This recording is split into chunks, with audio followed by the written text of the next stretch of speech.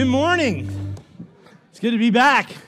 It's good to see you guys. I'm back. I'm so grateful. Thank you so much for allowing me the time away. I can't tell you how much I've appreciated it. I appreciate a church that allowed me to do that, allowed me to take some time off and spend time just alone with God and with my family. And I'm grateful for every one of you. I'm grateful for our staff.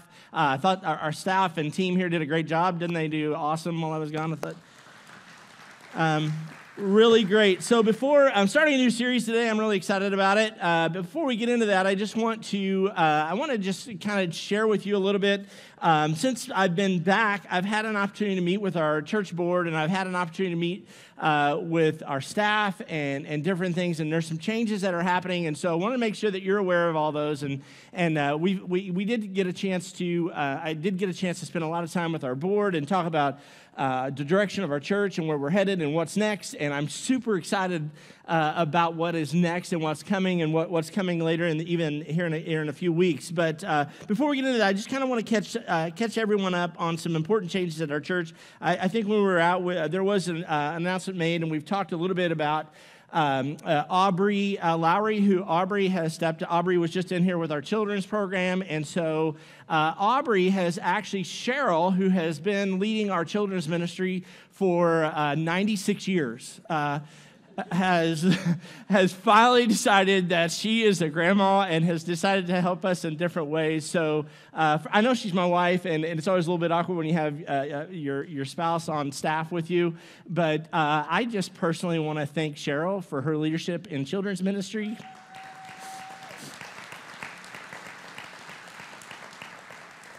Yeah, thank you. And I know she pours her heart and soul into, she still loves our kids and has led our children's ministry here for a long time. And, day camp was something that she had thought of years. How many years have we done day camp? 20, for the past 20 years. 20 years ago, Cheryl had an idea for day camp, and that's something that's been part of this place and become part of the tradition here. And I know she's excited to have other leadership in leading that. So I just wanted to take the time to recognize Cheryl and her contributions to this place and what she's done around here for our children. Still has a passion for our kids and our students, and I just am grateful. I'm super grateful for Aubrey Lowry. If you've not met Aubrey, love Aubrey's heart. She has such a great passion for students, and it was just a perfect fit, and so God made that happen. So Aubrey Lowry will be leading our children's program going forward, but I'm sure Cheryl will probably be involved back there a little bit here and there as well. But just grateful for that. The other person I want to just highlight this morning, and I want to talk to you a little bit just staff, and she's right here on the front row. Savannah Barton, I'm gonna have you come up. No, yeah, you gotta come. Yeah, come on up. Come on. Yeah, I know you didn't want to. Yeah, this is Savannah. And this is, I just had some, so Savannah has, many of you know Savannah, she's spoken, she's led our student ministry, and so I wanted to let you know that Savannah has been actually working toward her master's and has been working very diligently. When we brought Savannah on staff, she just said yes. And I'm so thankful that you did. I'm so grateful for that, and I'm super happy. Savannah has made a decision to further her career and to take a different move, and so Savannah, I wanted to call you up here and just give you a card and just say thank you. And so Savannah, while she'll be around this place, do you want to say anything? I don't think I need to say anything. But Savannah, while she'll still be around this place, and you may see her from time to time, Savannah has moved off our staff and is actually pursuing a different career. She's going to be getting her master's in counseling, school counseling, and still being engaged in the heart and lives of students. But we have been so fortunate to have you on staff, and I just wanted to say thank you and recognize you publicly. All right, I know I'm going to pay for that later. Thank you, Savannah. Going to pay for that later, but I wanted to thank you. When Savannah came on and I asked her, like, hey, we really need some leadership, she just said yes. Didn't ask a lot of questions, and so really going to speak. So I love that about her. Like I said, I've talked to our church board. We've spent some time this past week talking about several areas of our church, and I just kind of want to give you an update now that I'm back and where we're headed. We've talked about our finances and this building and grounds and education and care and benevolence and safety teams and student ministry, everything that is a part of this place that makes this church happen. And so we're taking a really strong look at that, working with different committees in our church. If that's an area that, if there's something that you're particularly passionate about, please let us know. Find a board member, find myself, let us know about that. We're looking forward to what is next, kind of maybe resetting our mission. Our mission and vision will still be the same.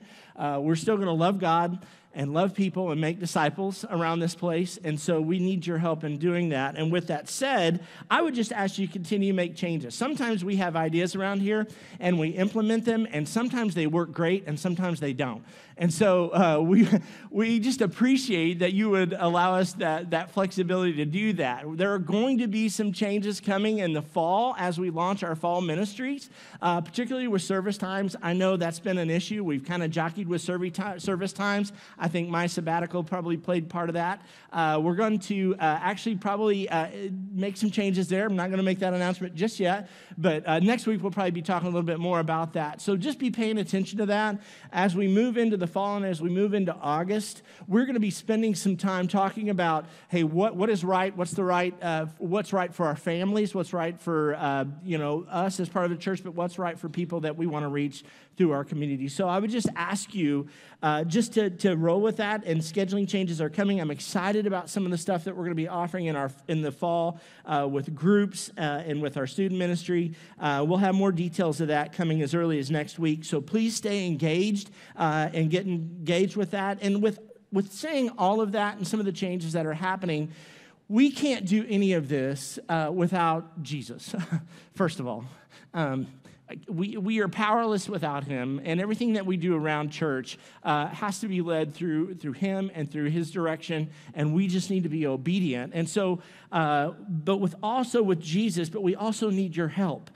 We need you. We need each one of you to engage in a ministry, to engage somewhere in this church, or perhaps re-engage. It may be a situation where you've just sat on the back row a little bit maybe and said, hey, I'm going to pull back a little bit.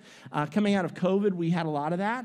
And so maybe it's a place where you're like, hey, maybe it's time for me to re-engage somewhere in some sort of ministry. So we need you. We need you to be praying and to be giving and to attending and inviting and serving. And let's further the kingdom through this church called Salem Grace. And I think it's a great place. I think I'm so honored to be your pastor, and I'm excited about what God has for us going forward. So this morning I'm kicking off a series called God So Loved. And if you watch the bumper video, it felt a little bit Easterish, didn't it? You know, the little cross on a hill. And really when you hear those words, God so loved, some of us who are church people can finish that, right? We obviously clearly know that is a nod to maybe arguably the most popular and famous Bible verse in the Bible. You see it at the end zone at football games in John 3:16, for God so loved.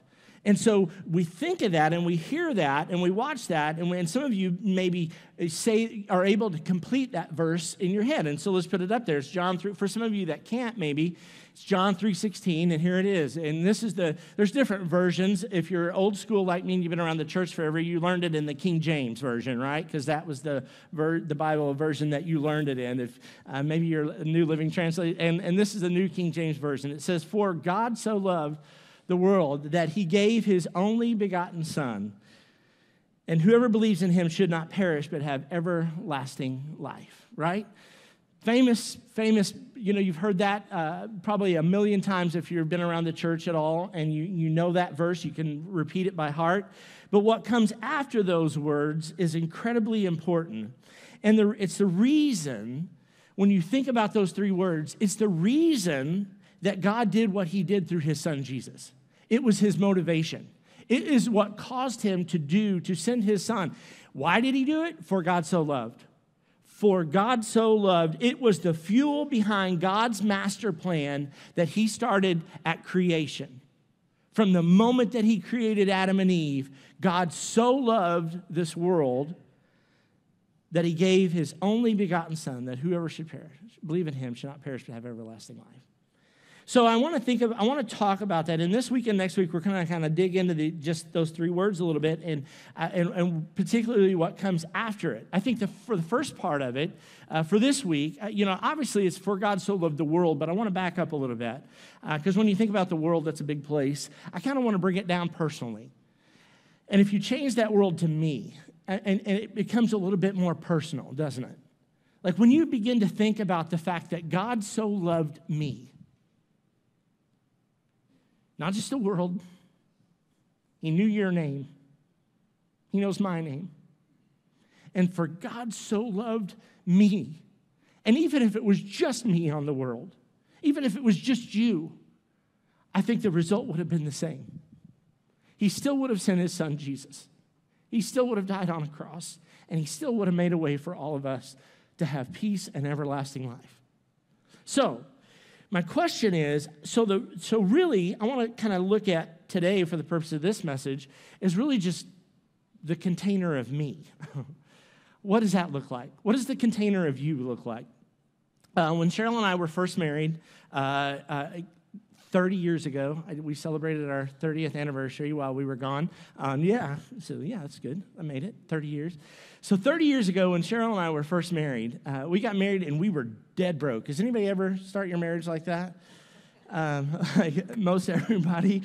Like we were broke as a joke. Like I made like nothing at the bank. I made like, I can't remember.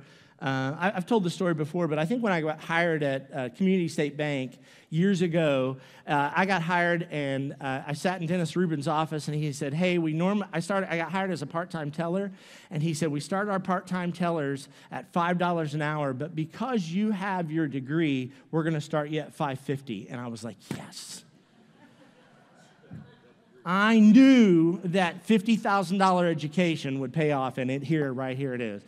So I got 50 cents on the hour to be a part-time teller at the bank. And so we were dead broke. Like we got married. And I think culture's changed. You ever notice that today? Like now everybody's like, well, I'm going to wait until I have this job. And people are getting married in their 40s. They're just getting married later in life. It's just part of it. But back then, we were in love and we wanted to get married. And so we got married and we were dead broke.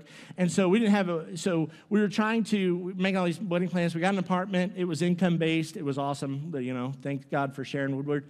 And so we went over here and had an apartment over here, but we didn't have stuff to put in the apartment. I didn't have furniture. We didn't have furniture. We didn't have any of this stuff. So what we did was we knew what you do. It was like the Facebook Marketplace before Facebook Marketplace. Like you just knew somebody that had something, and they were like, "Hey, I know somebody, and they got a bed." And so we knew somebody that had like a bedroom suite. So we were like, and they would sell it to us for $100, and it looked really similar to this. It looked really similar to that. Okay. Anybody have one of those? Oh, yes, I see those hands. Yes. Sloshy. So we had a waterbed. We got this waterbed that we got for $100. Came with everything, And I think it maybe even came with a hose, too. But so we had this waterbed, and so we had this waterbed forever. Like we lived in our apartment, bought our first house over behind the hospital, and and while we were moving into our first house, a little bitty house over on Bryan Street, I was at work at the bank, pulling down, bringing home the bacon, at $5.50 an hour. And Cheryl was at the house, setting the house up. We just bought in the house. We were moving this house. She and my mom were putting dishes away, but while they were doing that, they were filling this waterbed with a hose, okay? So if you put the picture back up there for a second, like we filled this waterbed, and that bladder on the inside of the waterbed, here's the thing. They were in there putting dishes away in the kitchen and completely forgot the hose was running on the waterbed. And I got a panic call at the bank. And this isn't the picture, but we had a picture of it. The bladder inside that thing was as large as the room, and it was like a whale. It was gigantic. And the only reason that she even remembered is she heard something pop in the back room, probably the floor joist on our little house. It was giant, and I just laughed because it was like Moby Dick in there, It was like giant. That thing was so huge. If that thing would have ruptured, we would have, everything would have floated out in the front yard. But it was just so full, and we laugh about it now, but we look at that, and so I thought of that story when I thought of this scripture, and I thought, for God so loved me, what is the container of me? And what does that look like? What is occupying the space of my life?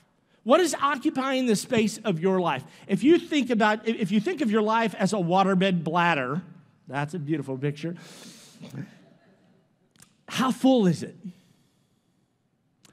What is the stuff that you are cramming in that thing?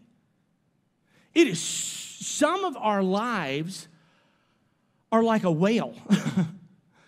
They are so full of stuff and busyness and everything else that we pack into our lives that there is not an ounce of room. I'm not sure we could have gotten another drop in that thing. Like, I don't know how big. I would like to see how full you could fill one of those before it ruptures, but we had to be really, really close. And so I got to thinking about, so in my time away, I was evaluating, what am I allowing to occupy the space in my life?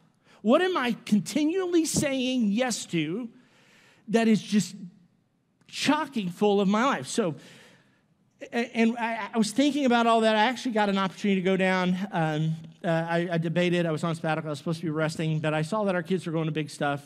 Savannah did a great job leading our students to big stuff. I asked Savannah, I'm like, hey, are you going to mind if I show up at big stuff? And so I jumped on a flight really quick and flew down to big stuff to be with some of our students, just because I'm like a teenager in an old man's body, and I like to be with our kids. And so while we were there, there's a guy that we loved to hear speak there. His name is Stuart Hall, and he kind of spoke on this topic a little bit. And he handed us all a little paper coaster and said, look at this as this is the space of your life. And so I got to looking at that, and we fill that space with all kinds of things. And what God has specifically equipped me for through my life has been different things. And there are times in our life when God asks you to fill things, do things in your life. I've been a banker. I've been a youth leader. I'm a pastor. I've been an administrator. I've done a lot of different things in my life. But here's what I learned. God has equipped and positioned each one of us to operate within the space that is our life. And so when you think about that, have you ever wanted to be, I've had a lot of ambitions in my life, but God has equipped us with something specific for our lives. Psalms 139:14 says, your workmanship is marvelous. How well I know it. He has created each and every one of us to operate within a space that is our life. Now, he can't operate in that space if we have filled it so full that we don't allow room for him.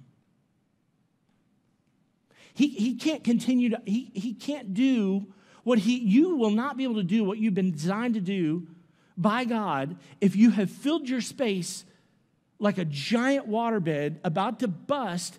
You have not allowed any room for him. And what Stuart asked us to do was like, hey, I want you to color in your little coaster here, color to the edges of the space that God has asked you to live in. But when we start coloring outside that edge is when we get into problem.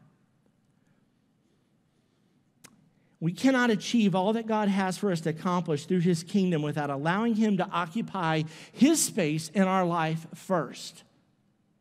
That has to be a priority.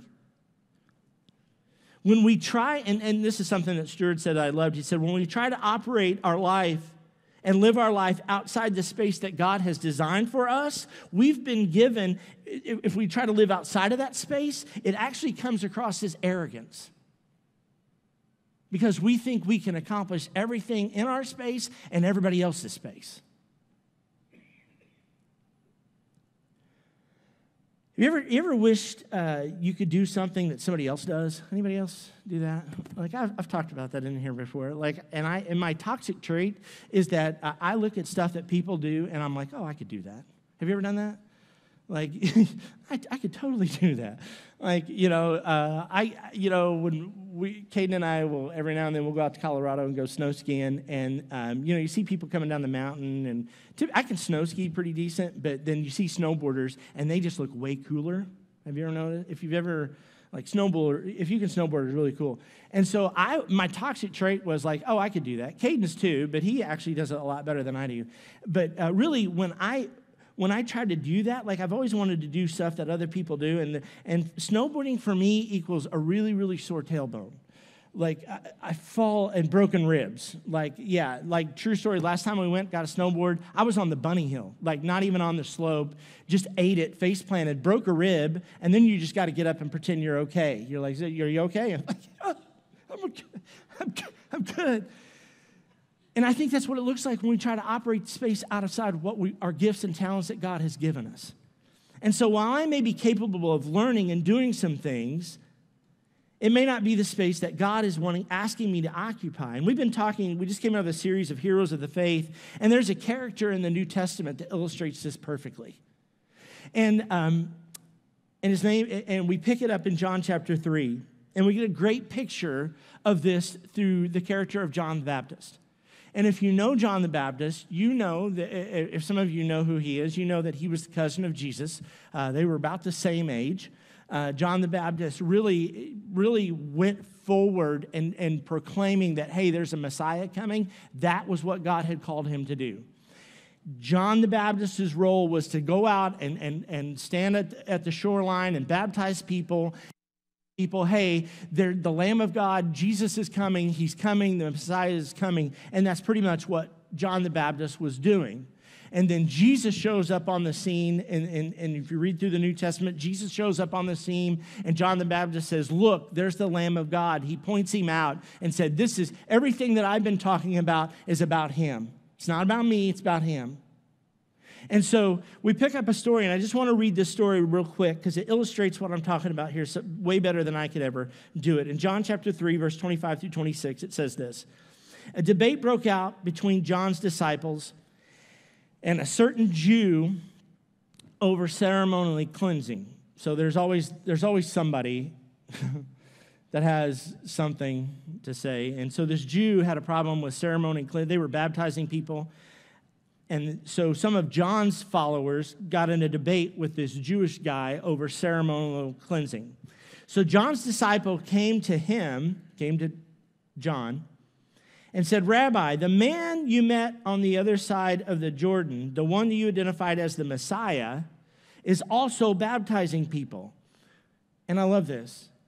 Everybody is going to him instead of coming to us. John's disciples thought everything was about John. Like, hey, we're supposed to baptize all these people. He came to John and said, hey, some of these people, you pointed out that Messiah guy the other day, and now he's baptizing all the people, and nobody's coming to us. And so that they got in this debate, and I love John's answer. You know why? Because he knew the space that God had given him to operate in, and he was okay with that. Here's what he said. John replied, no one can receive anything unless God gives it from heaven. You yourselves know how plainly I told you, I am not the Messiah. John very easily could have gotten a big head. People were coming to him. They were baptizing people. He had his own disciples. He had this, and knew the space that God had given him to operate in. And John said, no one can receive anything unless God gives it to him from heaven. You yourselves know how plainly I told you, I am not the Messiah. I am only here to prepare a way for him. It is the bridegroom who marries the bride, and the bridegroom's friend is simply glad to stand with him and hear his vows. Therefore, I am filled with joy at his success. John knew that he could only operate within the space that God had given him to operate. He was not the Messiah. He was just the guy that pointed to the Messiah. What is occupying the space of your life? How much of the space of your life is occupied by Jesus, and how much of it are you trying to operate outside of the gifts and talents that God has given you to operate in? Are you trying to operate outside of what God has created you to be? Do you find yourself comparing yourself to others? Your life, your house, your job, your money, your resources? That's why our lives get so full of junk. Oh, did you see so-and-so? They got a new car. Oh, yeah, I wish I had a new car. See so-and-so? They got awesome vacation. Social media, look at that. I wish we could go. And we fill our stuff. We fill our lives so full of stuff. Happens all around this place. And we prioritize those things over the space that you give to God in your own life. And it's going to pop. It will pop at some point in time. If you do not allow God to have his space first in your life and prioritize that,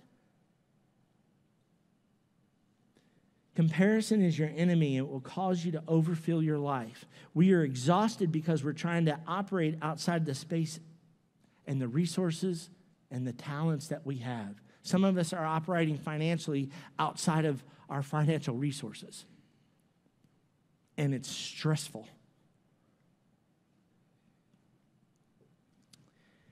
When evaluating this container that is our life, our only response should be what John's response was in John chapter 3, verse 30. And here's what he said. You've probably heard it before.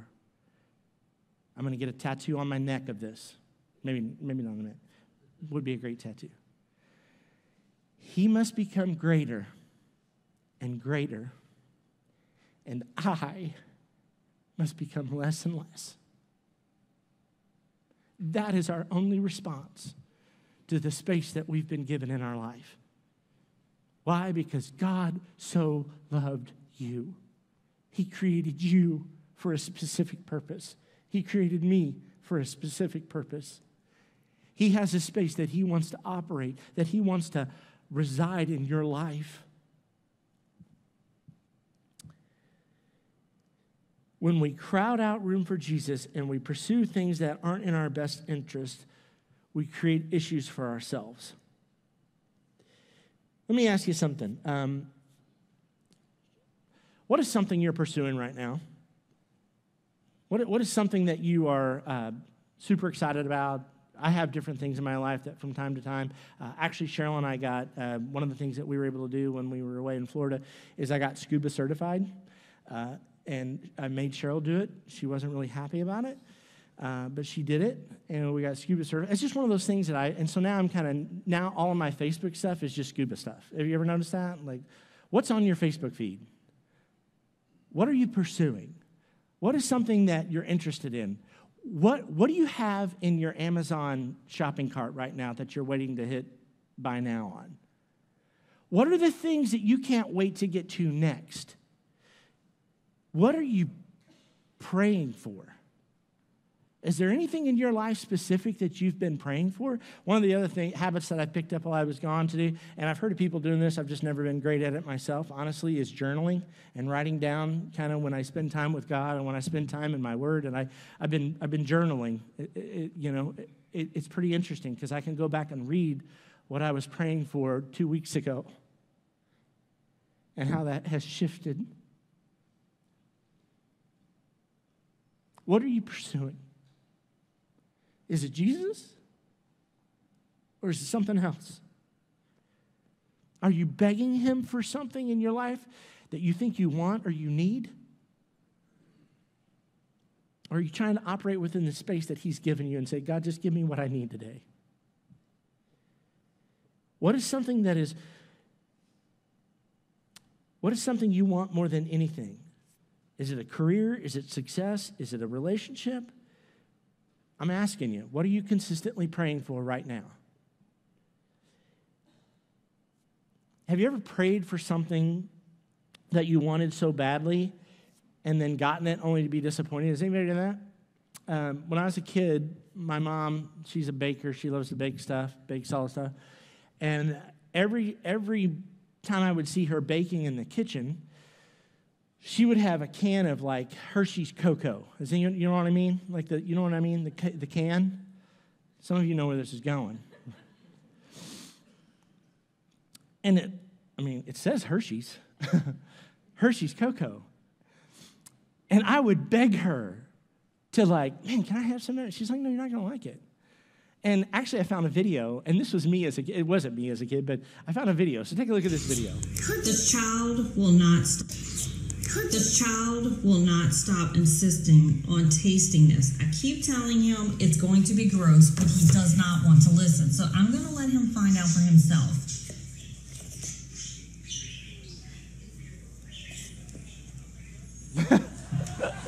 Like instant regret. What is on this box?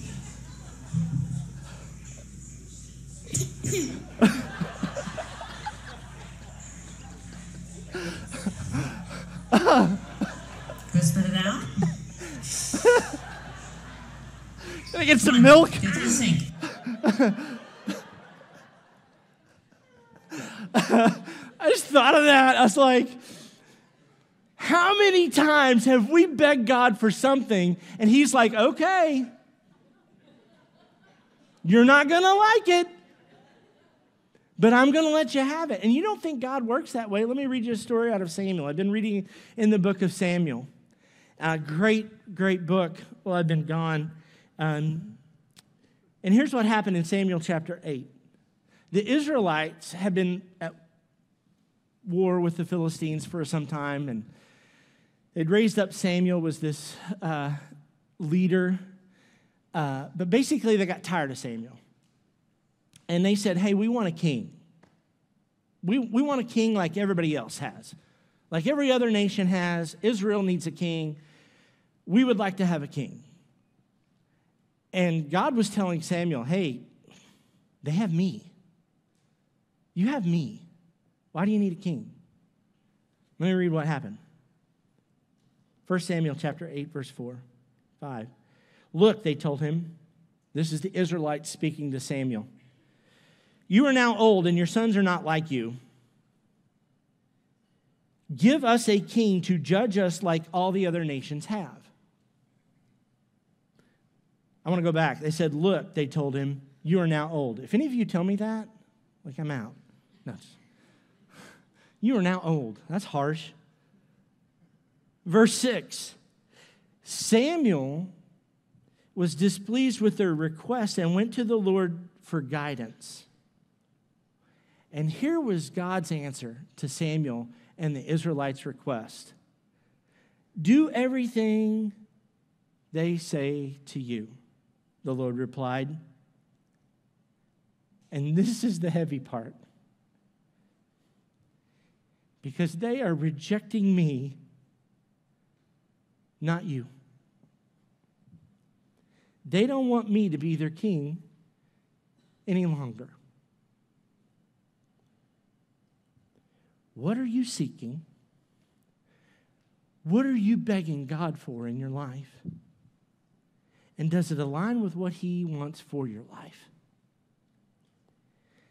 Let me tell you something. Anything that controls us besides God is a false idol.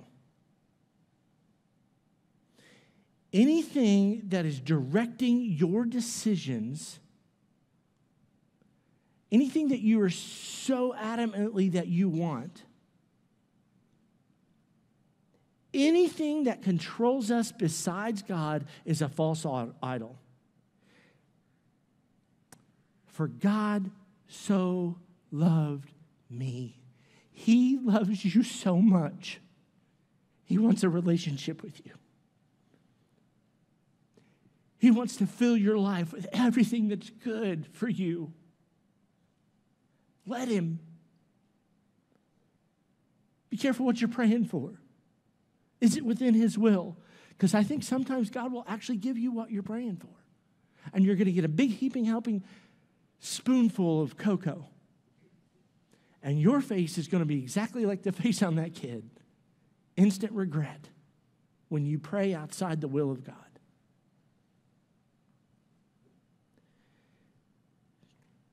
God is stronger than any God that we may serve. Our finances, our lust, our greed, our pride, whatever else that is driving you. And I don't know what that is. Y'all have to decide that. I had to decide it for myself. There are some areas in my life over sabbatical that I realized that, hey, I'm trying to operate outside of the space that God's given me. John the Baptist knew exactly what God had asked him to do. He knew what his purpose and his mission was in life, and he was comfortable living right there. He didn't care what everybody else was doing. He was just comfortable living in the space that God had given him to live in. Wasn't comparing himself to Jesus. Wasn't going, man, I wish I could turn water into wine. Do I love him enough to allow him to make room? Do I love him enough to make room for him in my life? Or is your life, and I would just ask each one of you today to take consideration of the space that you had in your life.